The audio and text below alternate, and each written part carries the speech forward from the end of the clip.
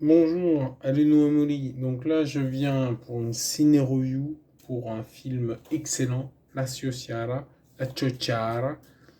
Donc c'est La paysanne aux pieds nus en VF, c'est Two Women en VO. C'est un film donc de Vittorio De Sica, sorti en 1960.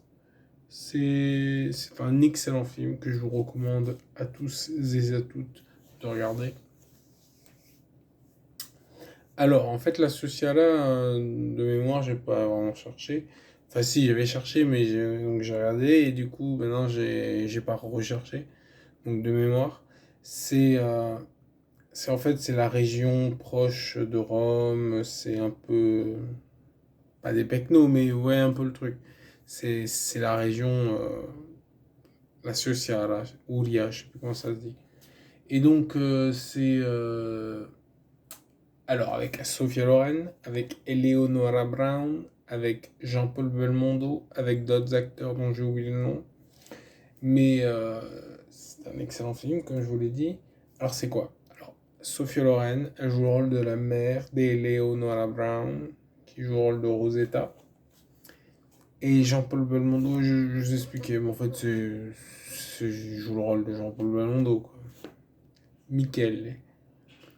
Et donc, Sophia Loren est la mère d'Eleonora Brown, Rosetta. Donc, la mère de Rosetta, elle s'occupe d'elle, mais bon, c'est la guerre, on est en 1943. Il y a des bombardements de Rome, en l'occurrence. Et enfin, en l'occurrence, elle décide qu'il faut quitter Rome. Donc, elle veut aller dans la Ciociara, où elle a de la famille. Donc, elle va là-bas, elle prend sa fille avec elle. Il n'y a plus de bombardement, mais bon, il y a des difficultés, hein, vous imaginez bien, la Deuxième Guerre mondiale, la chute de l'Italie fasciste, les armées alliées, il y a, qu'on appellerait ça, en fait, il y a la lutte entre les nazis, parce que les nazis viennent, il y a les Italiens qui se font battre par les Alliés, qui envoient leur armée. Et alors, attends, si je me rappelle bien, Michele, donc en fait, il y a les nazis qui sont là comme ça, qui veulent quelqu'un pour les guider. Alors donc, Michele donc se dévoue, je spoil un peu, hein, donc il va avec eux. C'est voilà, de fil en aiguille, voilà, il y a donc la guerre qui se termine. Donc là, il y a Sophia Loren qui prend sa fille Rosetta et qui retourne à la maison, à Rome. Voilà, quoi. Ce qui se passe, c'est que. Parce qu'en fait, il faut comprendre que l'armée alliée, par exemple les Français, ils avaient donc le corps, l'armée africaine. Et qui dit armée africaine dit des Africains. En l'occurrence, c'est des. C'est à spoiler, je vais dire. Donc il y a notamment des Marocains, des maroquinades. Je sais pas si ça vous parle. C'est pas un plat spécial, c'est juste concernant parce qu'il y a eu des problèmes, hein, notamment il y avait des ils s'organisaient. Il y a un excellent article sur Wikipédia que je vous invite à lire, qui en fait au fur et à mesure que l'armée avançait, il y avait des troupes de maraudeurs qui étaient là, qui violaient des femmes, qui volaient des gens, qui tuaient des gens. Et donc voilà, de fil en aiguille, donc Sophia Loren et Eleonora Brown, donc elles dorment dans une église. Et il se passe ce qui devait se passer, c'est qu'il y a des Marocains qui viennent et bon, qui les violent toutes les deux. Et Leonora, donc Rosetta, je peux pas l'appeler Leonora. Donc Rosetta, elle est traumatisée par l'expérience. D'ailleurs, la scène vraiment, vraiment forte, c'est quand elle voit le visage des agresseurs qui sont là. Euh, et ça s'appelle les maroquinades. En italien, c'est. J'ai oublié le nom, maroquinade, un truc comme ça. Et donc, bon, de fil en aiguille, hein, la fille est traumatisée, et elle retourne à Rome. Et Et voilà, bon, il y a cette fin magnifique. Bon, là, je vais spoiler, donc je peux spoiler. En fait, il y a Michele qui s'est fait fusiller par les Allemands. Il est mort. Et donc, elle révèle à sa fille qui était amoureuse. Et Sophia Loren et Jean-Paul Belmondo ont une histoire, quoi. Ils étaient amoureux l'un de l'autre. Et donc, c'est pour ça alors que Michele s'est sacrifié, entre guillemets, parce qu'il était question que Sophia Loren il les guidé, mais il a fait non, moi, comme ça, pour qu'ils restent ensemble, avec la mère et la fille. Et donc voilà, de fil en aiguille, comme ça, parce que le fil en aiguille, c'est la fin. Donc il y a cette fin superbe dans le truc, où genre elle se sert, elle se réconcilie parce qu'elles étaient plus ou moins fâchées, la fille étant traumatisée, etc. Bon, voilà. Voilà. Donc non, non, ce que je voulais vous dire, c'est concernant donc ces maroquinades. Donc les maroquinades, donc c'est des crimes sexuels, enfin pas que sexuels, hein, mais il y a des petites histoires comme ça. Je vous invite à lire l'article de Wikipédia qui est bien fait. Et j'en avais entendu parler du curé qui se fait sodomiser à mort par des Marocains, maroquinades. Oh, bah, c'est pas des Marocains, hein. C'est des Algériens, des Maliens, des machins, tu vois. Voilà. Non, mais c'est juste le nom maroquinade. Les gens ils ont retenu cette expression. Et voilà. Bon, voilà. Et non, non, c'est ça que je voulais en parler subrepticement. Je ne vais pas approfondir le sujet, hein. Je ne vais pas rentrer plus profondément dans ce thème. Je vous invite à vous renseigner vous-même. Et donc, c'est c'est gore, parce qu'en fait, oui, enfin, je rigole, c'est pas drôle. C'est gore, comme je l'ai dit. Mais il y avait, comment ça s'appelle, cette espèce de mais c'est des crimes sexuels, hein. Donc après, ils jugeaient, il y a eu des milliers de personnes qui ont été. Enfin, de personnes. Je dis de personnes parce que c'est pas que des femmes. C'est des femmes, c'est des enfants, c'est des vieillards, c'est des curés, c'est. Voilà. Et moi, je voulais juste vous lire. En fait, l'écrivain Norman Lewis, à l'époque officier britannique sur le front de Monte Cassino, a raconté les événements dans un livre. Donc là, il y a un extrait. 28 mai. Les troupes coloniales françaises se déchaînent de nouveau. Dès qu'elles s'emparent d'un village ou d'une petite ville, on peut s'attendre à un viol collectif.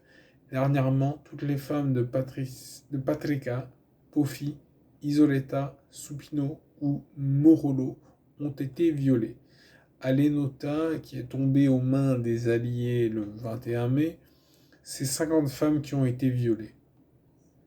Comme elles n'étaient pas assez nombreuses, des enfants et même des vieillards y sont passés.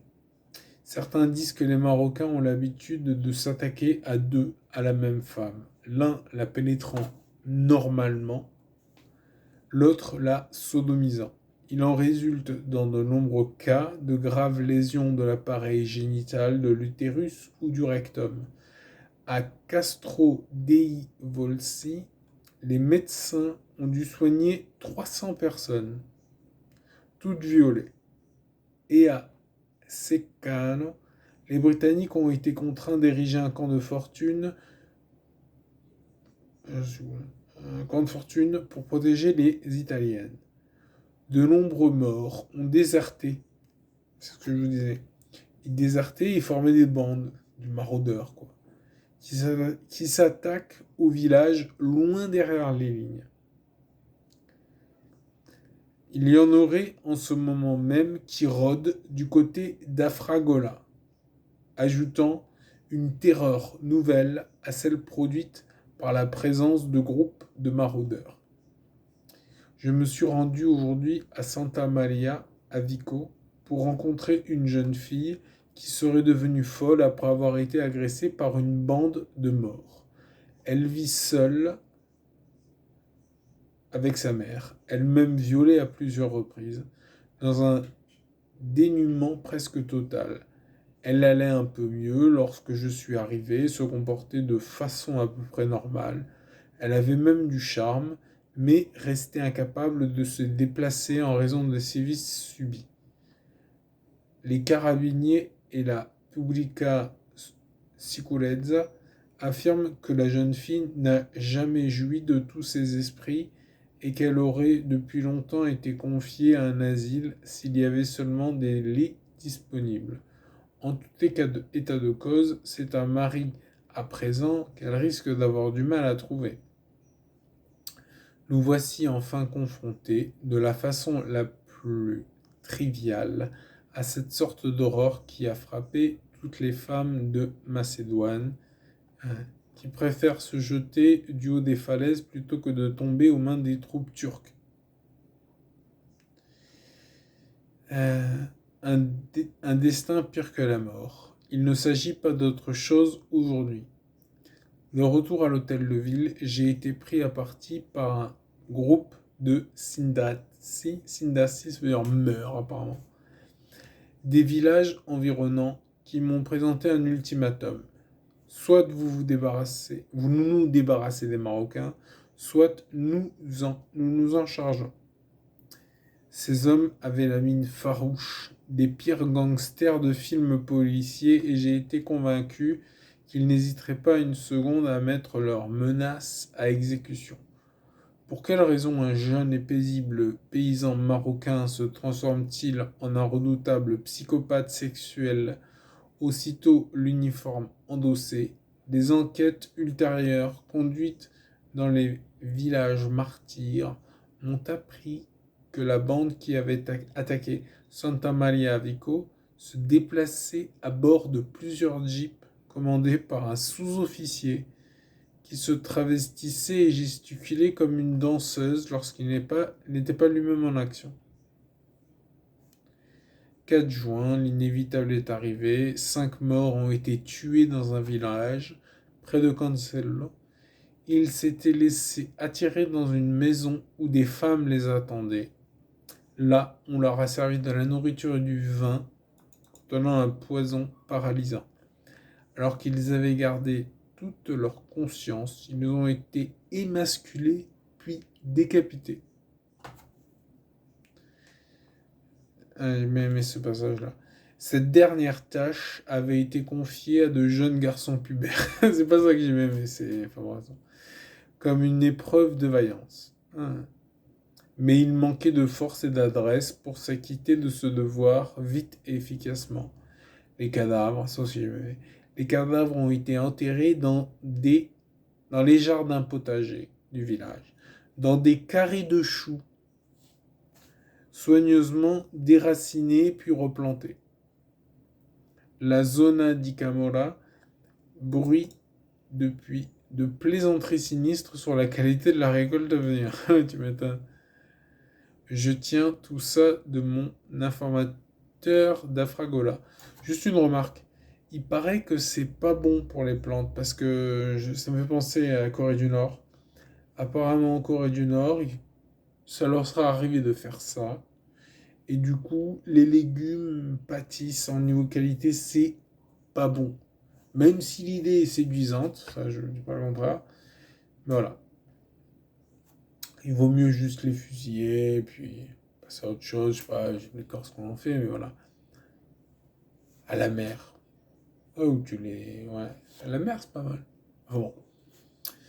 Le bureau de la guerre psychologique s'est montré très actif dans ses investigations sur les crimes commis par les morts.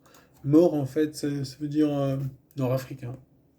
Non, je me demande si quelque chose de cette sanglante histoire filtrera dans le bulletin. Non, rien du tout. Non. Bah, je réponds au monsieur. Et simplement, comme remarque, ce que je voulais dire, c'est que bon, c'est une histoire tragique hein, qui est intéressante du coup. Et ce qui est intéressant aussi, c'est de réfléchir aux crimes commis Et bon, j'en parlerai plus avant sur ma chaîne Odyssée, hein, parce que la vidéo, c'est pour ma chaîne YouTube, c'est une ciné-review. Donc là, je ne dis strictement rien. Voilà. En tout cas, c'est un excellent film que je conseille. Très touchant, très poignant, surtout quand on est un peu aware quoi, de la réalité historique. Mm. Sur ce, je vous remercie. Je vais voir un film. Je pense. Non, peut-être pas. Là, je sais pas. Sur ce, likez, partagez, abonnez-vous. Ciao les gars.